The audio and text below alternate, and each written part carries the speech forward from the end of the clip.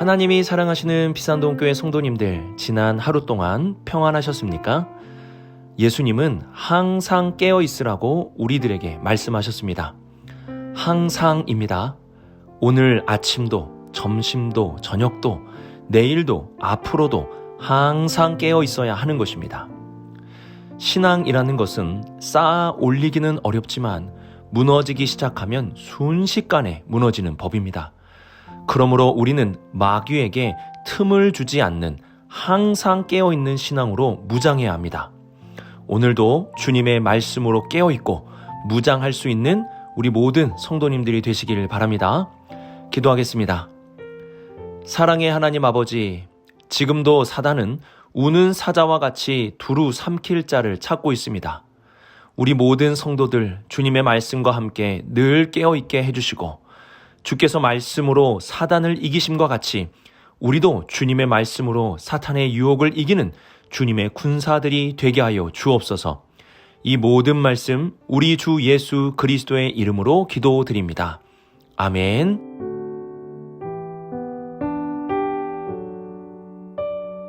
오늘 우리에게 주시는 하나님의 말씀은 이사야 22장 1절에서 14절까지 말씀입니다. 하나님의 말씀을 함께 읽겠습니다. 환상의 골짜기에 관한 경고라. 내가 지붕에 올라가면 어찌함인고. 소란하며 떠들던 성, 즐거워하던 고을이여. 너의 죽임을 당한 자들은 칼에 죽은 것도 아니요 전쟁에 사망한 것도 아니라. 너의 관원들도 다 함께 도망하였다가 활을 버리고 결박을 당하였고 너의 멀리 도망한 자들도 발견되어 다 함께 결박을 당하였도다. 그러므로 내가 말하노니 돌이켜 나를 보지 말지어다. 나는 슬피 통곡하겠노라. 내 딸 백성이 패망하였으므로 말미암아 나를 위로하려고 힘쓰지 말지니라. 환상의 골짜기에 주 만군의 여호와께로부터 이르는 소란과 발핌과 혼란의 날이여 성벽의 무너뜨림과 산악에 사무쳐 부르짖는 소리로다. 엘람 사람은 화살통을 메었고 병거 탄 자와 마병이 함께하였고 기르 사람은 방패를 드러냈으니 병거는 내 아름다운 골짜기에 가득하였고 마병은 성문에 정렬되었도다. 그가 유다에게 덮였던 것을 벗김에 그날에야 내가 숲을 곳간의 병기를 바라보았고 너희가 다윗 성에 무너진 곳이 많은 것도 보며 너희가 아랫못의 물도 모으며 또 예루살렘의 가옥을 개수하며 그 가옥을 성벽을 견고하게도 하며 너희가 또 옛 못의 물을 위하여 두 성벽 사이에 저수지를 만들었느니라. 그러나 너희가 이를 행하신 일을 앙망하지 아니하였고 이 일을 옛적부터 경영하신 일을 공경하지 아니하였느니라. 그날에 주 만군의 여호와께서 명령하사 통곡하며 애곡하며 머리털을 뜯으며 굵은 배를 띠라 하셨거늘 너희가 기뻐하며 즐거워하여 소를 죽이고 양을 잡아 고기를 먹고 포도주를 마시면서 내일 죽으리니 먹고 마시자 하는도다. 만군의 여호와께서 친히 내 귀에 들려 이르시되 진실로 이 죄악은 너희가 죽기까지 용서하지 못하리라 하셨느니라. 주 만군의 여호와의 말씀이니라. 아멘.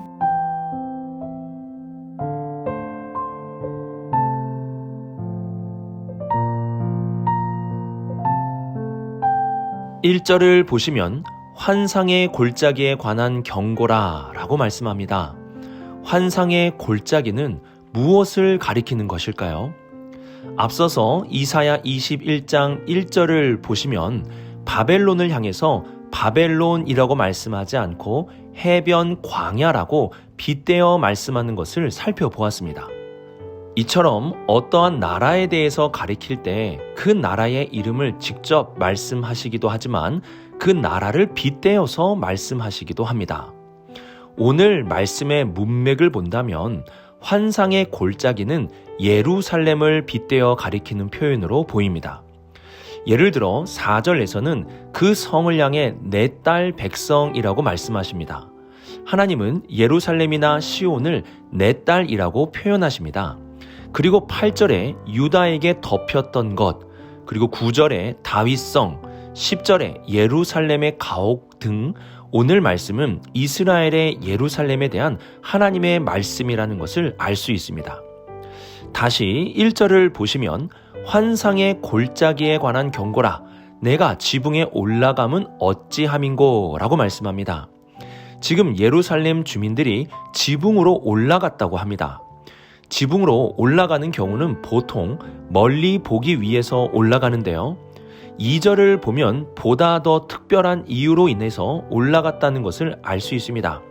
2절 상반절을 보시면 소란하며 떠들던 성, 즐거워하던 고을이여 라고 말씀합니다.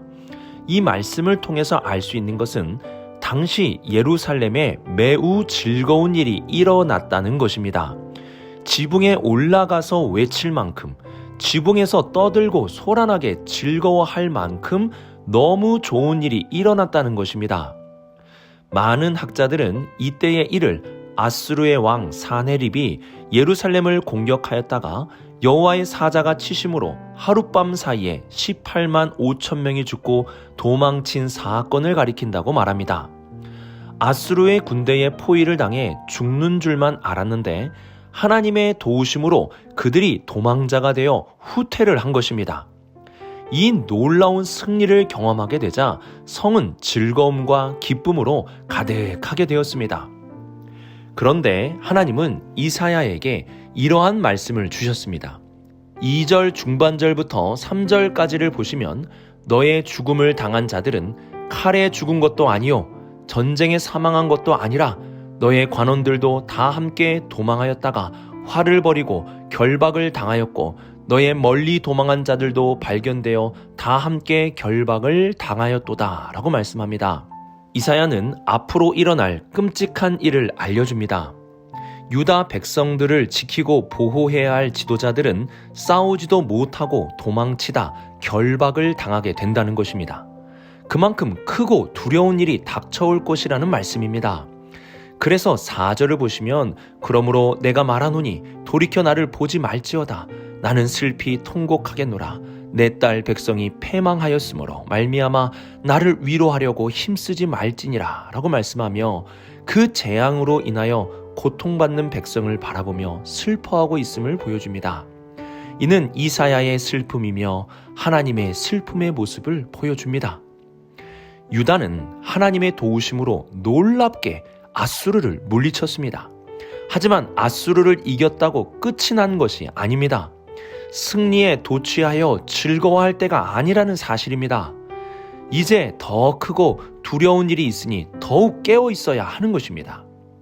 우리가 잘 알듯이 인생이라는 것은 산을 넘어도 산이 나오는 법입니다. 그래서 그 산을 다 넘어갈 때까지는 방심해서는 안 됩니다. 우리의 신앙생활도 그러합니다. 한번 승리했다고, 죄와 싸워 이겼다고, 말씀에 순종했다고 우쭐대는 순간 넘어지는 것이 신앙생활입니다. 주님께서도 제자들에게 하신 말씀과 같이 우리는 늘 깨어 있어야 합니다. 오늘도 그리고 내일도 주님이 오시는 그날까지 우리는 깨어서 기도하고 깨어서 늘 주님의 말씀을 가까이 하며 순종할 수 있어야 하는 것입니다. 신앙생활에서 방심은 금물입니다.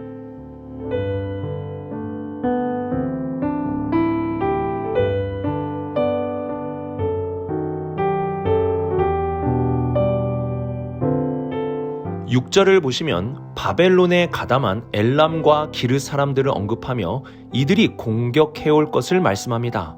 그 수가 얼마나 많은지 (7절을) 보시면 병거는 내 아름다운 골짜기에 가득하였고 마병은 성문에 정렬되었도다 라고 말씀합니다. 다행인 것은 유다도 이러한 위험을 감지했는지 뒤늦게라도 대비를 하기 시작합니다. 8절을 보시면 유다가 대비하기 위해 가장 먼저 본 것이 나오는데요. 그것은 바로 숲을 곡간의 병기였습니다. 숲을 곡간이라는 것은 무기와 귀중품을 보관하는 곳이었습니다. 이들은 유다를 그리고 예루살렘을 지키기 위해 가장 먼저 무기와 귀중품을 보았습니다. 이는 자신의 힘과 재물을 의지하려는 모습을 보여주는 것입니다. 또한 이들은 9절부터 11절까지 예루살렘 성을 정비하기 시작합니다.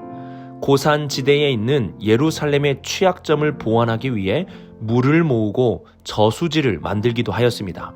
또한 예루살렘의 가옥들을 헐어서 성벽을 견고하게 하였습니다. 어떻게 보면 당연한 대비이고 준비태세라고 할 수 있습니다. 그러나 11절 중반절에 하나님은 이렇게 말씀하십니다. 너희가 이를 행하신 이를 앙망하지 아니하였고 이 일을 옛적부터 경영하신 이를 공경하지 아니하였느니라. 유다 백성들은 숲을 곳간에 무기와 재물을 의지하고 성벽을 견고하게 함으로 성벽을 의지하고 물의 공급을 원활하게 하여 물을 의지하였습니다. 그러나 정작 여호와를 앙망하거나 공경함으로 하나님을 의지하려고 하지 않았습니다. 시편 127편 1절 하반절에 이렇게 말씀합니다. 여호와께서 성을 지키지 아니하시면 파수꾼의 깨어있음이 헛되도다. 하나님이 지키시지 않으시면 모든 준비가 헛된 것이 될 뿐입니다. 유다 백성들은 모든 것을 준비하는 듯 하였지만 영적 준비 태세가 전혀 준비되지 않았습니다. 하나님은 이사야를 통해 세계 열강을 들어 이스라엘을 심판하시는 이유에 대해서 말씀해 주셨습니다. 이들이 무너지는 것은 무기가 없어서, 돈이 없어서, 성벽이 약해서, 물이 없어서가 아니었습니다. 이들이 무너지는 이유는 여호와를 앙망함이 없어서 하나님을 공경함이 없었기 때문입니다. 그래서 하나님은 이사야를 통해 다시 살 길을 알려주십니다. 12절 말씀입니다. 그날에 주 만군의 여호와께서 명령하사 통곡하며 애곡하며 머리털을 뜯으며 굵은 배를 띠라 하셨거늘 이는 회개의 모습입니다. 철저한 회개를 하라고 말씀하십니다. 그러나 유다 백성들은 오히려 기뻐하고 즐거워하며 즐거운 잔치를 벌이고 있습니다. 유다 백성들은 무엇이 진정으로 살 길인지, 어디가 진정으로 가장 안전한 곳인지 전혀 깨닫지 못하고 있습니다. 우리는 어떠합니까? 우리는 무엇을 준비하고 있습니까? 여호와를 앙망함으로 준비하며 살고 있습니까? 하나님을 공경함으로 살아가고 있습니까? 또는 회개함으로 내 자신을 돌아보며 살아가고 있습니까? 영적 준비 태세를 갖추어야 합니다. 그 길이 살 길이요. 그 길이 가장 안전한 길이요. 그 길이 가장 강력한 힘을 갖추는 길이 되는 것입니다. 우리 오늘 영적 준비 태세를 갖추어 가장 안전한 길, 살 수 있는 길, 강력한 힘을 갖는 길을 가질 수 있는 우리 모두가 될 수 있기를 주님의 이름으로 축복합니다.